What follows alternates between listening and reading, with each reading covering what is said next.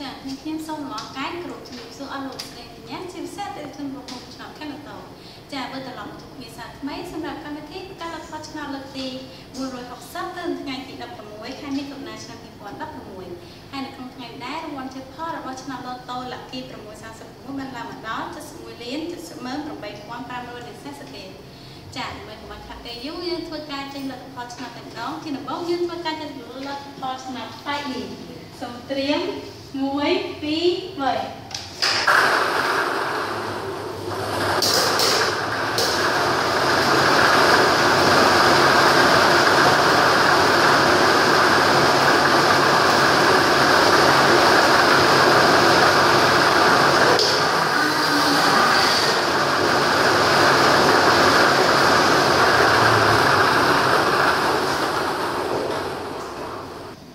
ចាលទ្ធផលឆ្នាំ 5D បានចេញមកហើយនេះខ្ញុំសូមធ្វើការប្រកាសជូនតែម្ដងដោយគ្រាប់ពីប៉ង់ទី1មានលេខ6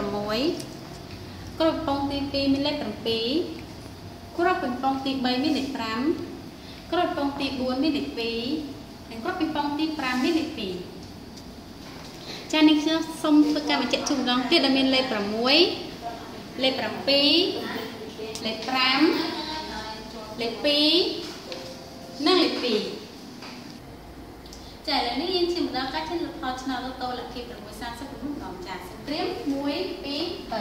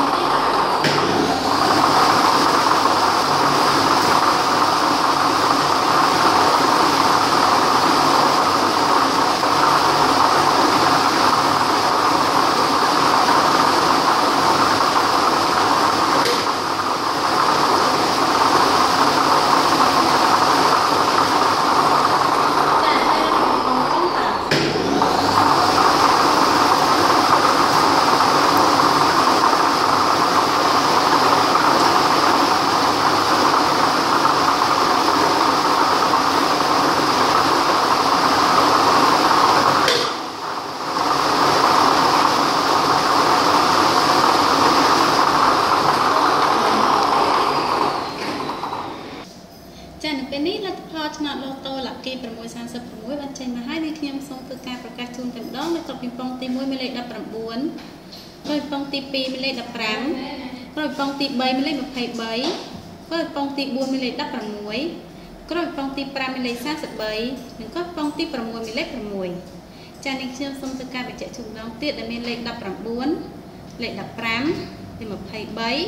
លេខ16លេខ33និងលេខ6